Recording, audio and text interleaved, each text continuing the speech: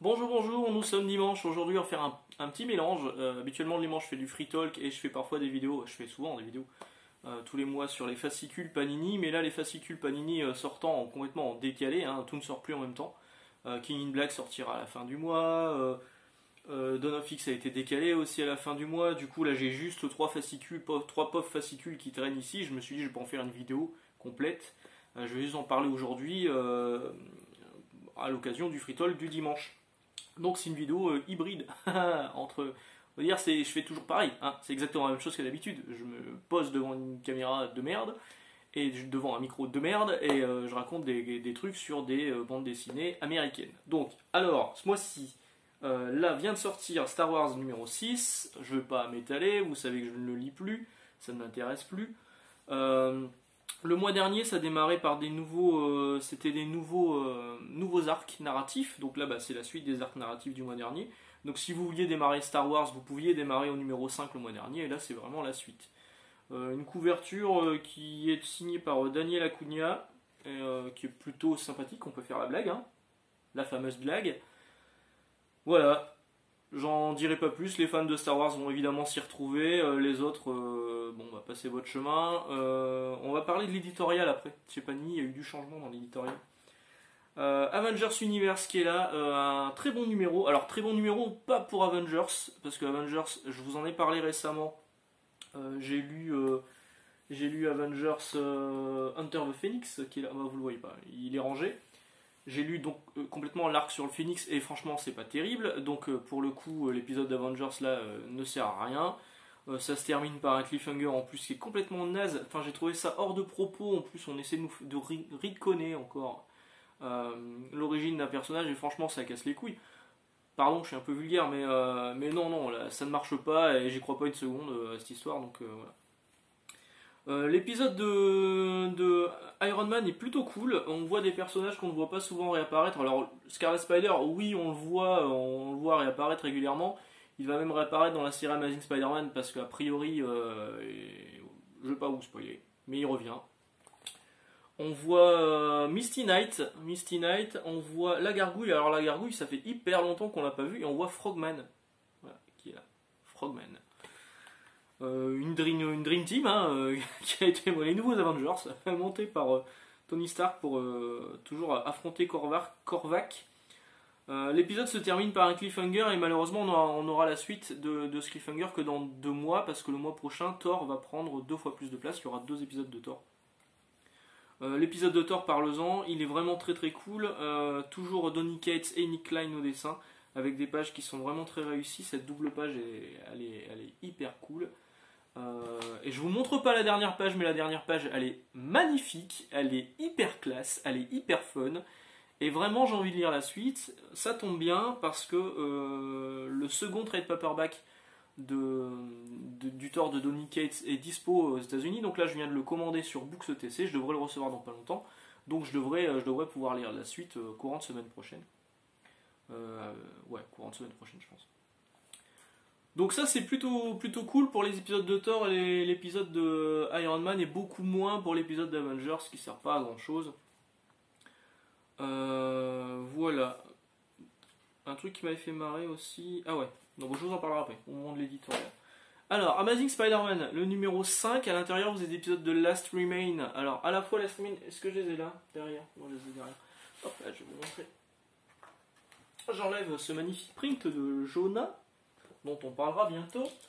Last Remain, ils sont là. Donc aux États-Unis, il y a eu un trade paperback qui était sorti pour l'arc en cours en France de Last Remains.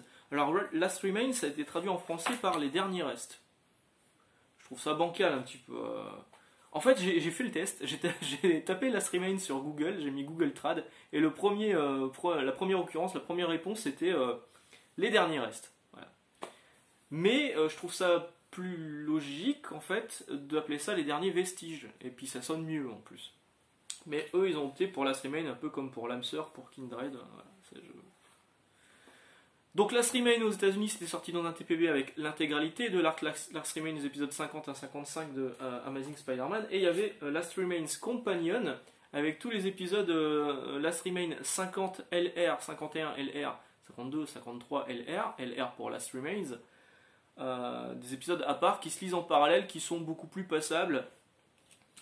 Mais bon, étant complétiste maladif, j'avais quand même pris Straight Paperback, et donc là du coup, Panini fait le choix, qui est pour moi le bon choix, de mélanger les épisodes, de mettre un épisode de Amazing Spider-Man, un épisode de Amazing Spider-Man Last Remains, des épisodes à part. Bon, du coup, il n'y a pas tellement de cohérence graphique. Hein, on passe de Patrick Gleason à Federico Vincentini, ce qui n'est pas non plus complètement fou, mais c'est toujours scénarisé par Nick Spencer, avec Matthew Rosenberg qui lui donne un coup de main. Donc là-dedans, on a quoi? On a les épisodes 50 LR, 51, 51 LR, ouais, faut suivre. Donc 3 épisodes, et ça sera pareil sur le mois prochain. Franchement là c'est pas foufou Amazing Spider-Man. Bon évidemment si vous avez commencé Amazing Spider-Man bah, vous allez continuer. Moi je suis hypé par la fin du run, sur ce que j'ai lu sur la fin du run de Spencer qui quitte bientôt la série. Ça m'intéresse. J'ai un peu peur pour la suite avec cette histoire de plusieurs scénaristes qui vont se relayer pour raconter l'histoire de Spider-Man. Ils nous avaient déjà fait le coup sur Spider-Man, au tout début du run de Slott, il y avait Slott et d'autres scénaristes, et au final il n'est resté que Slott. Du coup, je sais pas trop quoi en penser, mais c'est vrai que là, on voit que. Alors Gleason va être en co-scénariste aussi, pas que dessinateur, et on voit des choses se profiler qui m'intéressent. Voilà. Donc je pense que je continuerai, je vais lire les. L'avantage de Amazing Spider-Man en VO, c'est que les trades paperback, ils s'enchaînent rapidement. J'en ai déjà un là qui sort là le 20 août, je crois, enfin que je le commande, et avec le nouveau costume de Spider-Man qui avait fait polémique à un moment. Alors, je vous disais, on va parler un petit peu de l'éditorial. Il y a eu du changement dans l'éditorial chez Panini. Donc Star Wars, il y a toujours une introduction qui est signée par Aurélien Vives, qui est donc le community manager de Panini, le fameux. Et pareil pour l'outro à la fin. Voilà, pour le résumé à la fin, les explications, machin, tout ça. Donc, ok. Il y a toujours un truc qui m'interpelle, moi, c'est qu'on signe en fait. Chez Urban ou chez d'autres éditeurs, c'est écrit l'équipe Urban ou l'équipe machin. Mais là, il y a une volonté de mettre en avant les signatures. Bon, ok. Ok. Chez Avengers, c'est expliqué au début, c'est Jérémy Manès qui est là, qui remplace, il dit salut à tous, je suis ravi de reprendre le flambeau déposé par Christian Grasse et de m'occuper momentanément de l'édito d'Avengers Universe. Alors Christian Grasse, à savoir que c'est un italien, c'est Cristiano Grassi. Je ne sais pas s'il écrit en français de base ou si c'est traduit par l'équipe Panini France. J'espère que ce soit pas traduit par Nicole ou Geneviève. Mais donc Christian Grasse, peut-être qu'il a pris des vacances, peut-être qu'il va revenir, peut-être que Jérémy Manès va rester. Jérémy Manès, c'est aussi un des traducteurs de Panini Comics, et c'était aussi un comédien à l'époque de Comédie. Si vous avez connu la chaîne Comédie, il avait fait partie d'une troupe. Donc pareil, il signe le début, il signe la fin, avec une référence à la nouvelle star, qui est juste là. Bon, il parle de Donny Cates, c'est bien. Voilà, donc là ça c'est pour Avengers. Et pour Amazing Spider-Man, surprise, j'ouvre le truc, je vois, hop, Arnaud Tomasini. Alors j'ai mis 2 minutes à le remettre. Hein. J'ai dit merde, c'est un nom qui me parle. C'est Arnaud de Comics Blog. Arnaud Kikou. Donc, ok, sauf qu'à la base il est quand même journaliste. Et du coup, je trouve ça un peu middle. Sans... Alors peut-être que justement il quitte Comics Blog pour venir chez Panini. Hein. Dans ce cas-là, ça s'est déjà vu. Sullivan, qui était le créateur de Comics Blog et le premier rédacteur en chef de Comics Blog, est parti pour monter à iComics chez Brajlon. Anciennement en Milady d'ailleurs, et il avait quitté ses fonctions chez Comics Blog. Sauf que ça a été écrit il y a plusieurs mois. Il y a toujours plusieurs mois de décalage entre le moment où l'édito est écrit et le moment où ça paraît. Et Arnaud, a priori, il continue à écrire pour Comics Blog. Donc du coup, il y a une limite quand même qui est un peu. Bon après, franchement, si c'est qu'une pige, admettons, ça passe. Puis en plus de ça, les éditos, ils sont tellement formatés. Enfin, clairement. Ça pourrait être écrit par n'importe qui en fait. Hein. C'est formaté à mort, c'est juste des explicatifs avec un bref résumé. Alors ce qui est rigolo, c'est qu'il place une référence à la Cité de la Peur, juste un doigt. Ça m'a fait marrer. Mais oui, donc en fait il est journaliste spécialisé comics et il travaille, là il a été payé par un éditeur. Bon. Ça me fait un peu penser à Julien Chiez en fait à l'époque de Comics Blog où il parlait d'indépendance 5/5 et pendant qu'il parlait de jeux vidéo en disant que c'était génial, machin, il présentait les mêmes jeux vidéo pour un éditeur, en l'occurrence Square Enix, ou Ubisoft, je crois qu'il avait fait pour Ubisoft aussi lors d'un salon où j'avais été convié par rapport à mon travail. Il était présent, il avait fait une présentation pour Square Enix et du coup il était payé par Square Enix et en même temps son boulot de journaliste disait que le jeu était génial. Alors, le jeu était sans doute pas mauvais, hein. Il était d'ailleurs, oui, je crois que c'était Tomb Raider. Il était vraiment bon d'ailleurs. Mais ça laisse planer le doute, quoi. Je veux dire, à un moment, faut choisir. Faut choisir. C'est. Voilà. Bon, après, si c'est un one shot, ça veut quand même dire Panini.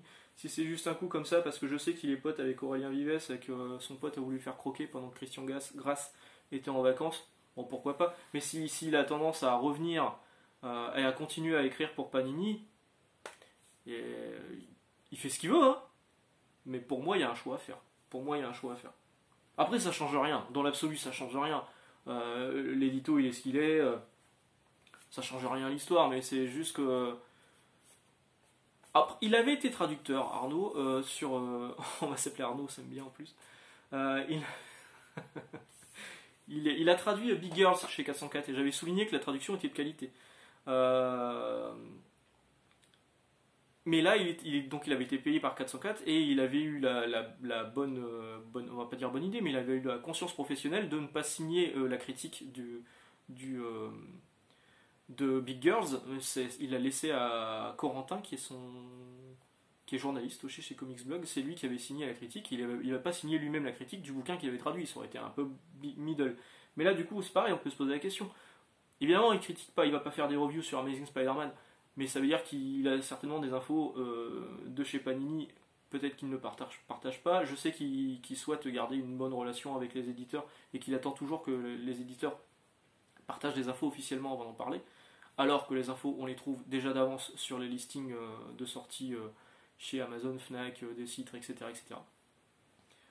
Mais ouais, du coup, quand j'ai vu le nom, je me suis dit pourquoi il a fait ça. C'est donner un peu un bâton pour se faire battre. Toute proportion gardée, encore une fois. Voilà. On va arrêter d'en parler. Voilà pour les fascicules. Je vous referai une vidéo dans un free talk que je vous parlais de King Black et de Dawn of X quand ce sera disponible. On va passer à quoi? On va passer un petit peu au boulot, tiens, justement, vu que je parlais du travail. J'ai beaucoup de boulot.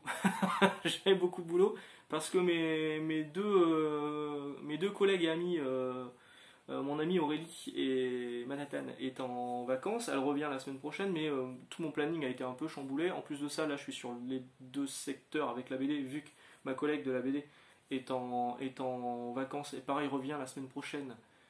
Mais que là, en bande dessinée, c'est juste. On s'en sort pas en fait. On s'en sort pas parce que je suis un peu tout seul et à gérer les deux secteurs et tout tombe en même temps. C'est-à-dire qu'on avait fait des grosses commandes de manga parce que c'était en rupture. C'est de nouveau disponible, tout tombe d'un coup. Je me retrouve avec des bacs de partout, sans savoir où ranger la cam et tout. Ouais. Et j'ai vu des gens qui disaient sur Twitter, c'est Wolf, je crois, qui avait parlé de ça, il a mis une photo de son Cultura où on voyait que c'était réduit, on en avait déjà parlé, hein, c'était réduit comme peau de chagrin, le rayon comics, c'était vraiment triste. Et je disais, moi, et quelqu'un avait répondu, dans le Nord, il y a que le Cultura, Villeneuve d'Ascq, qui a encore un bon rayon comics. Et j'ai répondu, bah viens, viens voir là où je travaille. Moi j'ai 3 mètres linéaires de comics Panini, j'ai 3 mètres de Marvel du coup, j'ai 3 mètres linéaires de comics Urban donc DC Comics. J'ai 1 mètre linéaire de. Non, j'ai 2 mètres linéaires de. Alors, les mètres linéaires, c'est des mètres, hein. C'est des bibliothèques comme ça. J'ai 2 mètres linéaires d'indépendants, dédiés à l'indépendant, avec du Walking Dead, avec du Firepower, avec de tout et n'importe quoi, chez Delcourt, chez iComics, chez Bleach, chez Vestron, chez Graves et Plein, chez Réflexion, enfin, tout est là, hein, tout est là. J'ai beaucoup de choses sur 2 mètres linéaires. J'ai également un meuble nouveauté, hein, recto verso, une table nouveauté, et j'ai 2 têtes de gondole pour mettre en avant. Ah, je voyais un truc. Donc j'ai 2 têtes de gondole pour mettre en avant les grosses sorties et les opérations. Et j'ai aussi un mural où je peux mettre plein de trucs. Vraiment, j'ai une liberté. Là, merci à mes chefs de me faire confiance là-dessus. J'ai une liberté totale en fait sur le rayon comics. Et ça paye. Et ça, c'est vraiment cool. Mais bon, en ce moment, vraiment, j'ai la tête sous l'eau et ce qui fait que j'ai plus tellement de temps de faire d'autres trucs et ça commence à me peser un petit peu. D'autant que ça ne va pas s'arranger hein, parce que l'héritier va arriver. Donc à un moment, je pense que je vais faire un burn-out. Donc j'attends le retour. J'attends le retour de, de Manhattan et de pied pour pouvoir souffler un petit peu. Sinon, tiens, il y a le coq qui se réveille. Oui, parce que j'ai mon voisin qui a un coq. Ils sont partis en vacances, ils ont laissé le coq. Hein. Ils vont pas partir avec, vous allez me dire, mais bon. Sinon, niveau jeux vidéo, pas grand chose cette semaine. Il y a Windjammers 2 qui vient d'être disponible en bêta, donc c'est gratuit. Il suffit de le trouver. C'est un peu galère à trouver, hein, j'en ai chié. Vous tapez pas juste Windjammer sur le PSN et vous le trouvez, non, il faut vraiment passer par un lien et tout, c'est un peu galère. Mais j'ai fini par télécharger, j'ai lancé quelques parties hier, c'est exactement le même jeu mais avec un mode online, donc du coup c'est plutôt cool. Et je suis plutôt hypé, ouais, je vais encore y jouer un petit peu je pense tout à l'heure. Et niveau série et film, j'ai regardé Suicide Squad, le Suicide Squad de James Gunn, j'ai bien aimé, franchement c'est plutôt drôle, King Shark il est plutôt rigolo. Et j'ai découvert qu'en plus en VO sa voix c'était Stallone. C'était pas mal, ouais, c'était pas mal. C'était mieux que le précédent, même si moi je trouve pas que le précédent soit aussi catastrophique qu'on laisse penser. Il y a des gens qui encensent le film d'Aquaman qui, lui, par contre, moi je trouve qu'il est complètement naze et loupé. Et des gens qui disent que Suicide Squad c'est de la merde, c'est l'inverse. Et là, ce Suicide Squad de James Gunn, il est franchement pas mal, ouais. Vous pouvez y aller. Le gros kaiju de fin est hyper cool, alors que c'est un ennemi qui est un peu ridicule dans les comics. Là, franchement, il est vraiment cool. Moi, vraiment, je le trouvais bien. Et sinon, j'ai vu What If, le premier épisode. Alors, j'étais hyper sceptique au niveau du style graphique quand j'avais vu les bandes annonces. J'avais un peu peur de ça parce que ça faisait un petit peu jeu vidéo cel shaded. Et ben ouais, ça fait jeu vidéo cel shaded. Il y a un style graphique qui rappelle Walking Dead, le jeu vidéo de Telltale Games. Mais alors avec une animation de ouf malade. Les scènes de combat, elles sont hyper péchues, elles sont hyper bien faites. L'animation est vraiment très fluide. Et moi j'avais un peu peur de ce côté saccadé de l'animation 3D, là pas du tout. Franchement c'est hyper réussi. Il y a des gens qui gueulent en disant Peggy Carter elle est comme ça. Ah ouais, Peggy Carter elle est comme ça, c'est normal, elle s'est rendue super soldat. Il y a un moment on passe d'un mec, Captain America, Steve Rogers qui est comme ça, qui est rachitique, qui passe à un boeuf, à Lou Ferrigno quoi.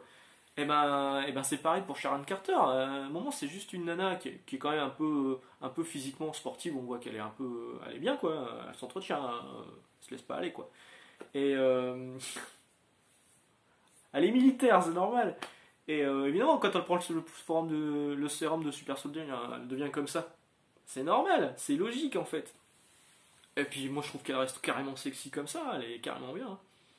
J'ai mon pote Olivier qui disait souvent, moi j'aime bien les grandes cheminées, ça tire bien. Voilà, je vous laisse sur cette réflexion misogyne. Et puis je vais vous souhaiter une excellente journée. Je vous dis à très bientôt, on se retrouve mardi, je sais pas encore de quoi je vais parler, mais bon, je trouverai. Bon dimanche, bonne lecture, et à tantôt, ciao.